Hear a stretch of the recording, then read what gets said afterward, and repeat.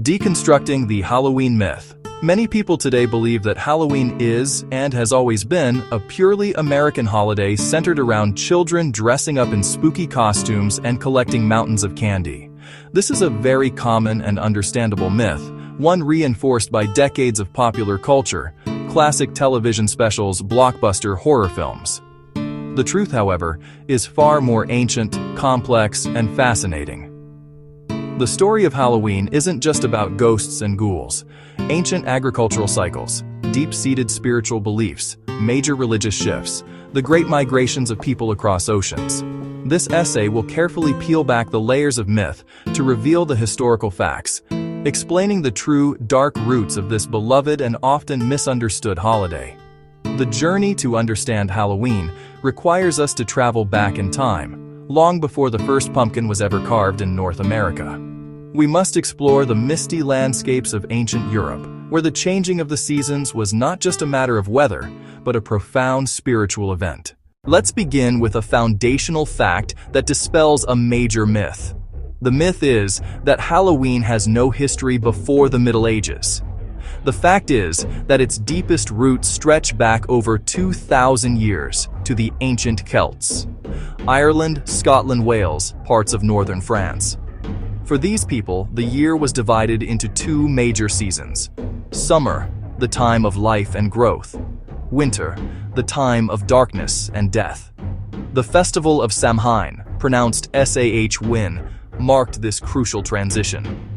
Held around November 1st on our modern calendar, it signified the end of the harvest, the final gathering of crops, the return of the herds from their summer pastures. It was the Celtic New Year, a time to close the book on the old year and prepare for the long, cold winter ahead. Samhain was considered a moment of profound cosmic significance. The Celts believed that on the night of Samhain, the veil between the world of the living and the other world grew exceptionally thin. Spirits, fairies, the deceased. This was a time when ghosts of the dead could return to Earth, potentially to visit their old homes and families. While this might sound frightening to us, for the Celts, it was a natural part of the yearly cycle. The return of spirits was not necessarily seen as malevolent, it was an occasion to honor ancestors. As centuries passed, the Roman Empire expanded its influence across Europe, and with it came the spread of a new religion, Christianity. When Christian missionaries arrived in the Celtic lands, they encountered deeply ingrained pagan traditions, like Samhain. A common myth suggests that the church immediately outlawed all such festivals. In reality, the church often adopted a more strategic approach known as syncretism, which involved absorbing and rebranding existing pagan customs rather than trying to eradicate them completely.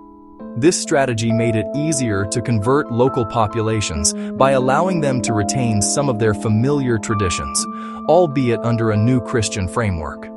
This process was central to the transformation of Samhain.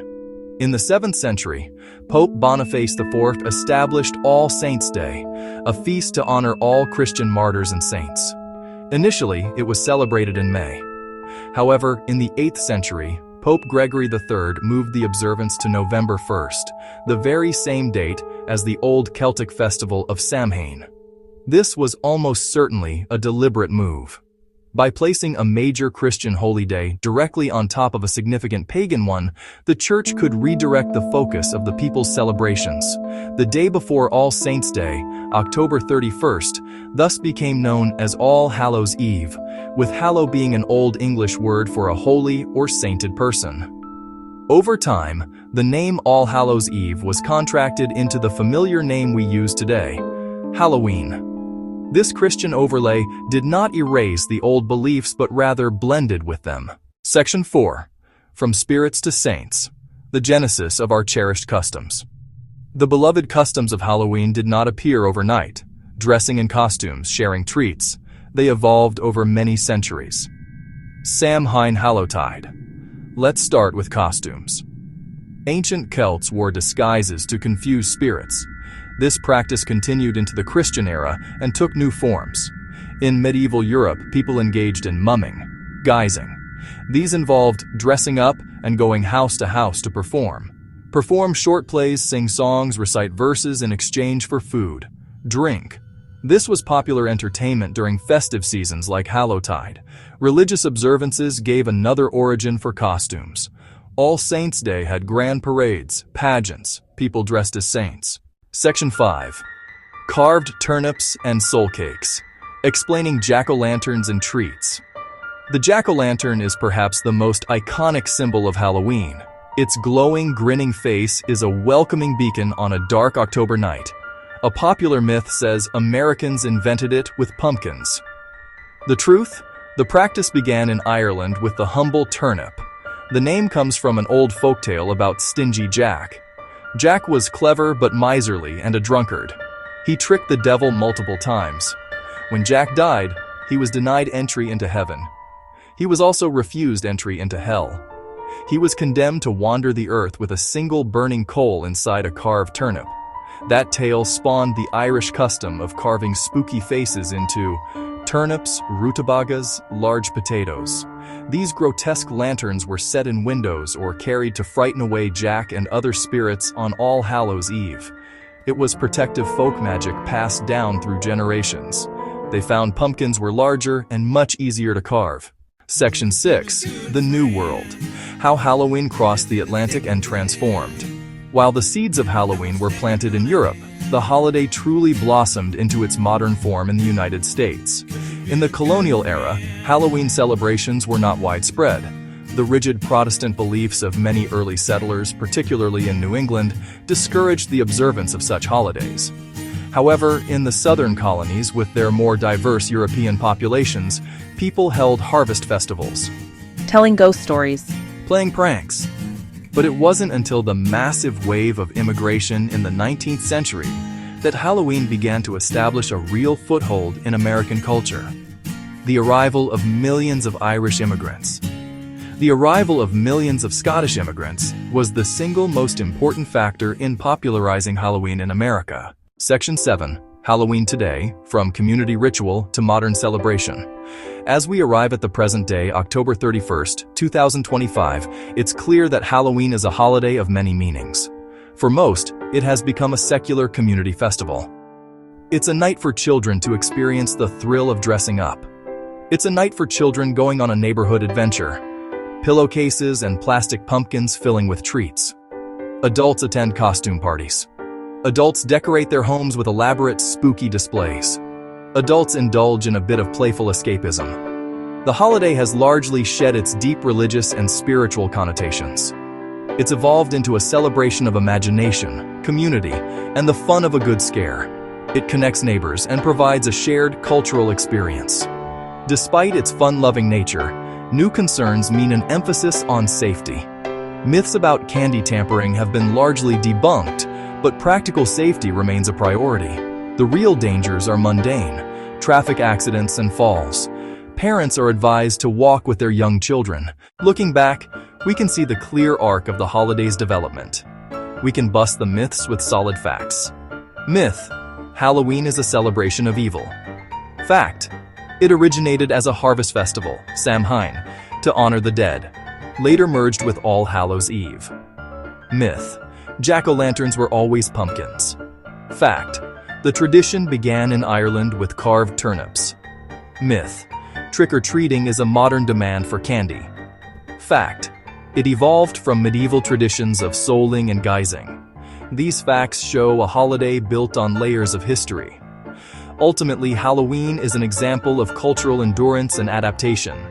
The past and present meet, sacred and secular blur, and for a few hours we can all be someone or something else. The long and dark roots of Halloween have produced a holiday that is, for many, one of the brightest nights of the year. We will proceed in a clear myth versus fact style throughout this exploration. The fact is that its identity was shaped by at least two major cultural forces: the pre-Christian Celtic festival of Samhain and the later establishment of Christian holy days meant to honor the dead and the saints. This blending of traditions is the key to unlocking the holiday's secrets. The common myth suggests that Halloween was invented by candy companies, or, more sinisterly, that it originated solely from dark, devil-worshipping cults. This is simply not true. The real story begins not with a commercial impulse or a demonic pact, but with a people deeply connected to the land and the rhythms of the natural world. By separating these persistent myths from the documented facts, a clearer and more meaningful picture of the holiday will emerge for us to examine. We will proceed in a clear myth versus fact style throughout this exploration. For instance, while the myth presents Halloween as a singular, spooky event, we will even touch upon modern concerns, offering simple, practical advice for keeping the fun safe for everyone. Understanding this fusion helps explain why so many of its symbols, from bonfires to costumes, carry echoes of both pagan ritual and Christian observance. The holiday we celebrate on October 31st is a living fossil, preserving bits and pieces of history from many different eras. Our investigation will not stop in the ancient past. We will follow the traditions as they evolved through the Middle Ages, journeyed across the Atlantic with Irish and Scottish immigrants, and ultimately took root in the fertile soil of the United States. Here, the holiday morphed once again, transforming from a night of mischief and folk rituals into the family-friendly, commercially vibrant event we recognize today. By the end, you will see that Halloween is much more than just a single night of fun. It is a testament to how human culture adapts, remembers, and celebrates its connection to the past, the changing seasons, and the enduring mystery of life and death. So yeah, that's where we begin. So that's the gist of it. Yeah, so that's how the pieces came together. The long and dark roots of Halloween have produced a holiday that is, for many, one of the brightest nights of the year.